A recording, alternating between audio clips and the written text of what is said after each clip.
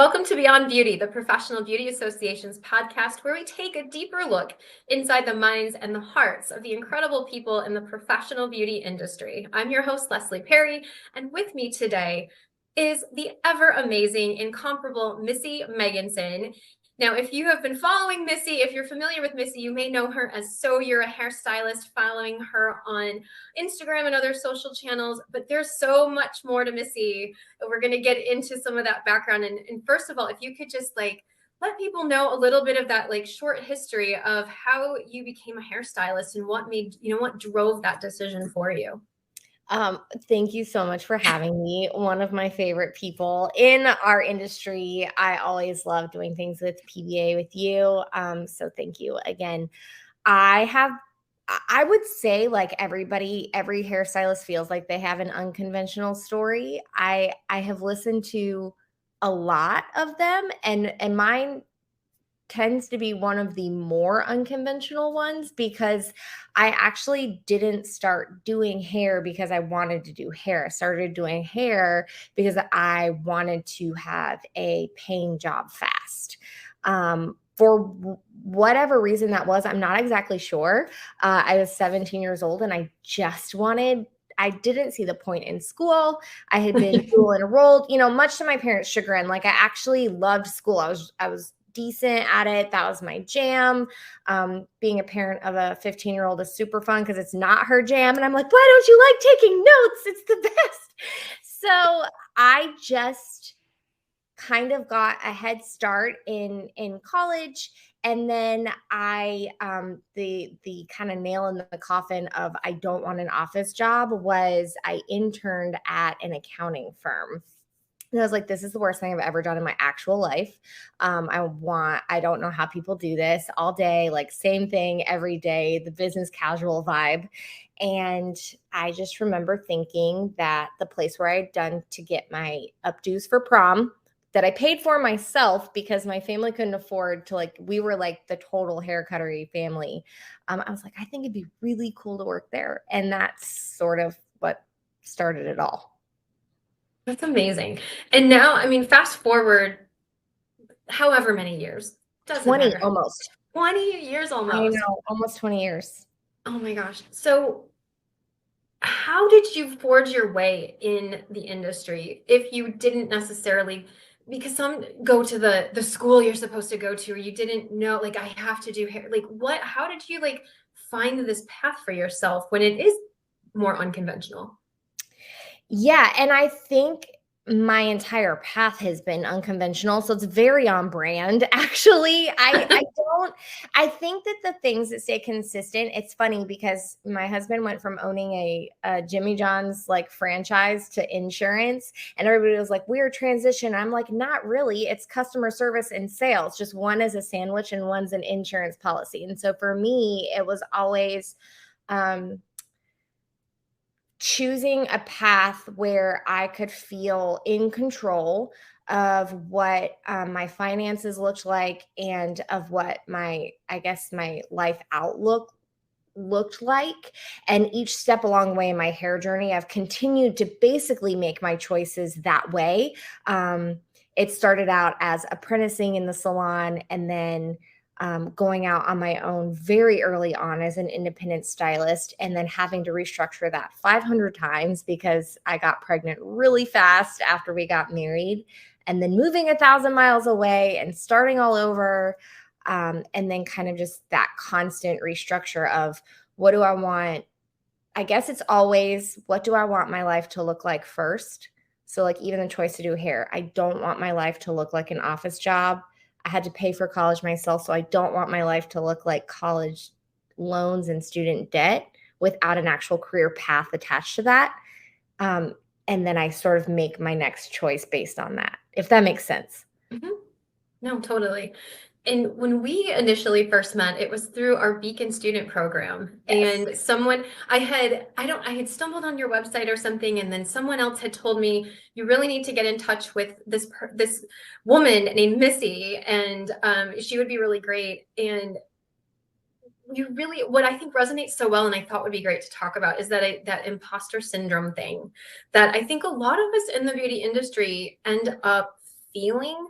Yeah. Maybe we don't know how to verbalize that, but for the students especially, you created this amazing program for them around, am I good enough to post? Where it's like a social media class. But where does that come from for you? Like being able to like help dial that back for people, this idea of like, I'm not good enough. We all suffer from that. How do we like handle that?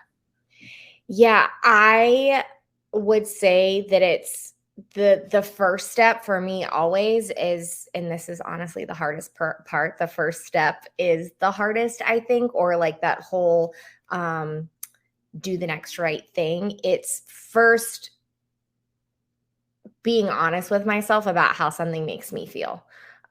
So if when it comes to maybe that imposter syndrome or not feeling good enough, and again, that my capabilities of how I feel about something even change. So I have to be honest with myself that that changes. So when I initially started independent education, Beacon was my very first like paid speaking, like I'm coming to talk, I'm flying across the country, like all of these things. And I was like, who do I think I am? All of these things. And so I had to kind of like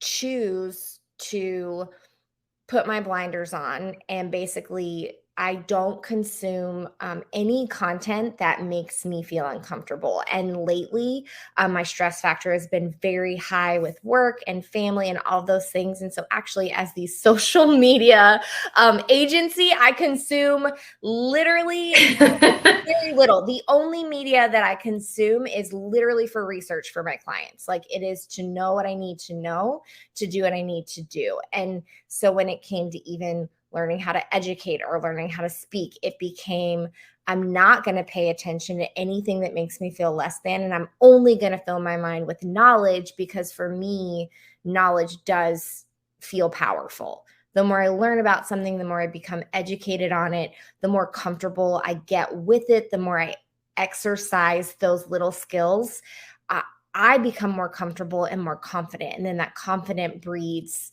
that next step and that next step. So I feel imposter syndrome all the time still, but I'm just, the first step is to be honest with myself that I feel it and then make choices to counteract it. And when you make that something you just kind of resonates right now for me, that it's okay to feel it. It's Oh, not bad or wrong. it's human. So it's interesting you say that, because I joke all the time that I have no feelings, but I actually probably feel way deeper than I would care to admit on a regular basis. And it's super interesting, because my biggest joke right now is like, if you want to actually figure out any undealt with trauma that you have from when you were growing up, just start parenting your same gendered teenager. Like, year-old, because I'm like, oh my God, it's all coming back up.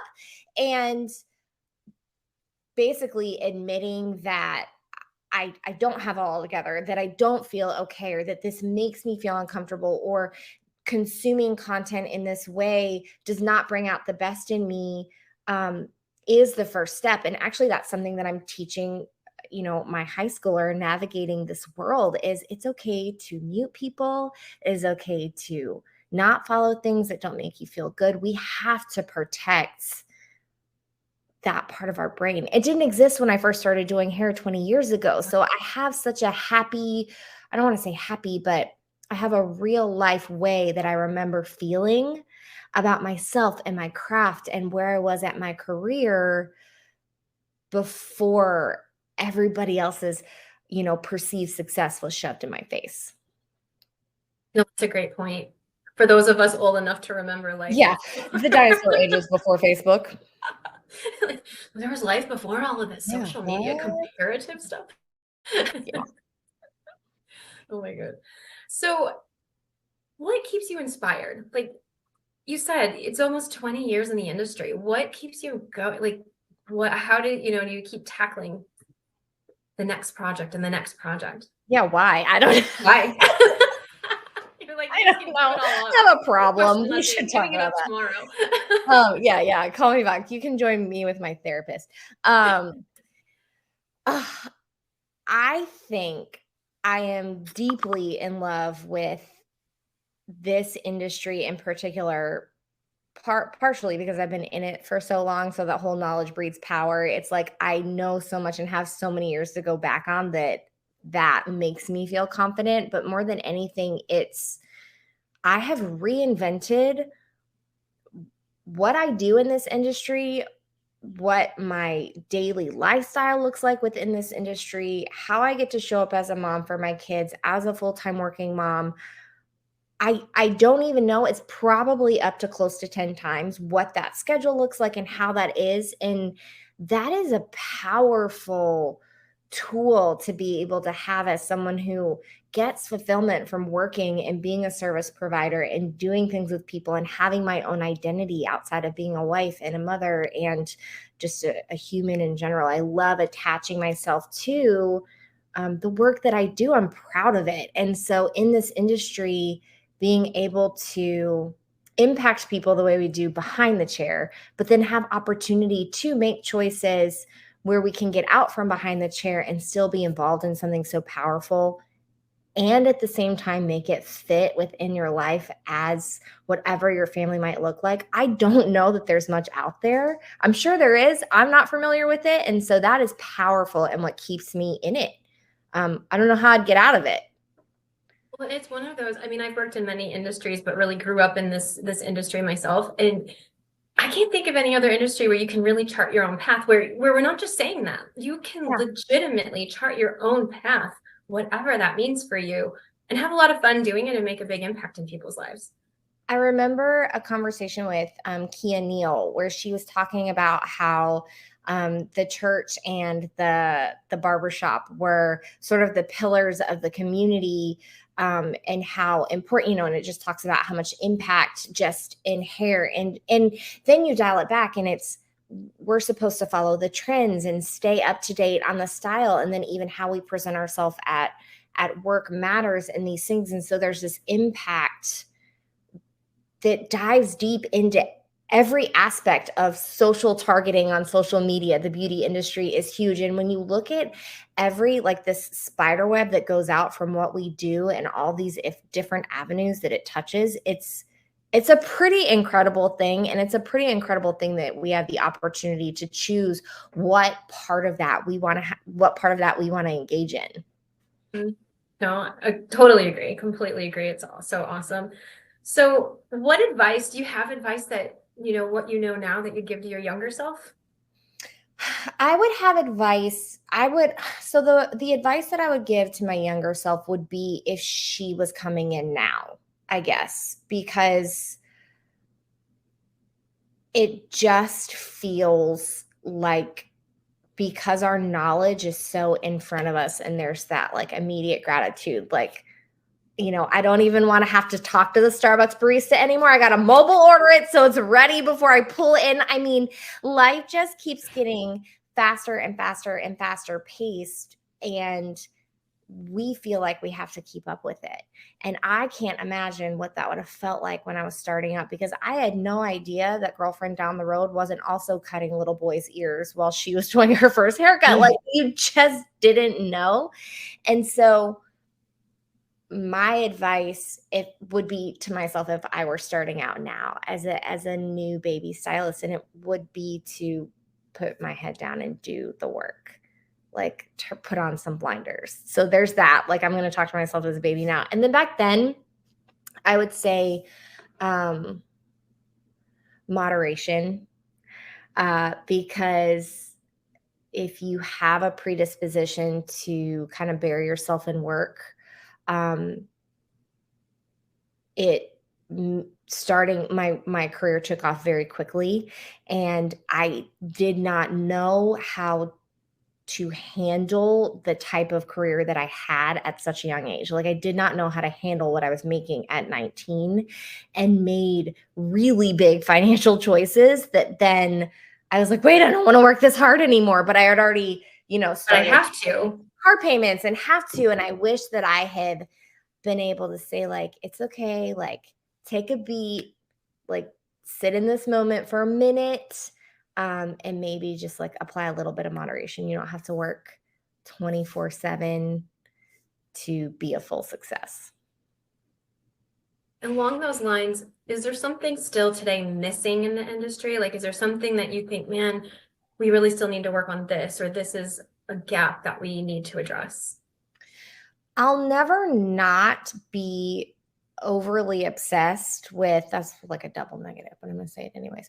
I will always be obsessed with the transition from school to behind the chair, because it's just sort of a conundrum to me. How, and again, I think it's a bigger conundrum to me because I apprenticed when I started out. So I started out fully in a salon. I didn't have to go to beauty school and then forge my way outside of that setting and then into a setting. But I just wish that there was an easier transition, where stylists would go through school and then want to stay in the industry. You know, I had two girls working at my salon from the same graduating class at our local community college school, and they were the only two out of that class that became professionals. And I just wish that was different. I don't know what the answer is to that. I don't know the stats on other industries and, you know, trade school industries and what that looks like. I haven't researched that far, but for me, if you like it enough to stick through like the state board and the perms and the hard part. let's find a way to get you to like make it, because there is enough hair to go around for everyone. Stay tuned because PBA is working on something. Yeah. And we're launching into this year. So we will connect about that separately because you can play a role with that. So more to come. And for those you heard it here more first. to come. What's that? I said you heard it here first, folks. You heard it here first. It's coming soon. Very exciting. I know. But it is, you know, we want to keep people excited about the industry. We want to keep you involved in the industry and help with that gap, because we also believe that there is that gap between school and then what happens when you go to a salon, or how to choose your best career choice out of school. Maybe it is working in a salon. Maybe it's going into the business side of the career opportunities are very vast. Yes. And school is just the very beginning of an incredible career. Exactly. And I am excited to hear that more tools are coming. I mean, that's literally that issue alone, or watching that happen in front of me at a salon that I was at, is literally what made me start my blog and that page from nothing. With, I don't know why I thought I had all this free time to do it, but I'm so glad I did because it changed my life. But that has always been my driving force, is to sort of speak to, there's no reason why everybody doesn't get to play a part in this if they want it. Like, you just have to want it. And then I want the tools to be available for people to be able to make it. So something fun before we say goodbye. What's your favorite decade for beauty? The look. Oh, that's a good question. I mean, let's just say it definitely would not be 2003, the early 2000s. But when they did have now I need to look for pictures of you in the early 2000s. Maybe. Oh, girl, thank God there was not an iPhone. I did find a picture of myself and I sent it to my like the salon group text, and I was like, "Merry Christmas, girls," and they all were like, "That is the best Christmas present," because I had like the full on like the side bang that started at one corner of my eyebrow on the like end of my eyebrow all the way over for female hair. I love, actually, in the past 10 years, that pretty hair is a priority. That actually is, if I'm being honest, this is sort of my favorite, that we are prioritizing hair that feels lived in and salon ready and pretty, like features. We're actually like highlighting people's features instead of like, I don't know, like 3 back-to-back blonde foils with then a red chunk and then a black chunk in the Kelly Clarkson. Like, there's nothing about that did anything for anybody's skin tone, in case we were wondering. So, and if that's your jam, like, I love that I literally do, because I had it. But for me, I enjoy when I can make things that feel trendy and fashion forward and also make me feel pretty. No, I love that. And I think it really speaks to what we can do with the artistry, again, in the professionalism of the industry, that you aren't sitting in a salon and getting a cookie cutter look. Again, if that's what you wanted, we can deliver that. But truly, it's taking this time now as professionals to do a consultation and your features, and then help you identify what that look could be, and make, when you leave, make you feel so amazing and more confident in your life as the client going off to do your amazing things. And that's what's elevated, truly, in my opinion. It's not that we've been like behind the times with our business skills. I mean, yes, I love business, but whatever. I think truly the education and the trends and the way that hair has moved forward is what's elevated our career. Everybody used to get the same foil pattern when I first started. I was like, don't even talk to me. You're all getting 5 quadrants colored. And now it's so different. And then when we educate our clients on the fact that they're getting something custom to them and shaped to their face and with their exact skin tone in mind, and all of these things that have changed even since I've been doing hair, that's when we elevate our craft, and then our price tag, and then our finishing number. Like, that's where it all goes from there. Not just that hairstylists have been undervalued forever, which is still kind of true, but we have this very unique opportunity that I think we're just on the cusp of, and we get to capitalize on it. Love it. That's it. Who doesn't want to go into the industry after hearing these amazing things? I mean, I hope so. I hope so. I hope so too. Okay. Any last parting words of advice that you wish to give those watching? My last words would be, when you are finding yourself with that imposter syndrome, please figure out where it's coming from. And if I had to guess, based on the hundreds of people that I've taught and had coaching conversations with, it's coming from what's in your scroll. And so find a way to limit your usage or to stay in your own lane, because social media can be a super powerful tool for your business. So don't just leave it all together, because there's a way to make it powerful, but find a way to make it powerful in a way that feels healthy for you. Because if you don't feel good using it and doing it, it's not going to feel good back for you. Love it. That's amazing advice. Love, love, love it. Thank you so much for taking the time again for PBA and sharing your wisdom and advice that I know will help so many people, and cannot wait to see you in person. Oh, soon. Me too. Bye. Thank you.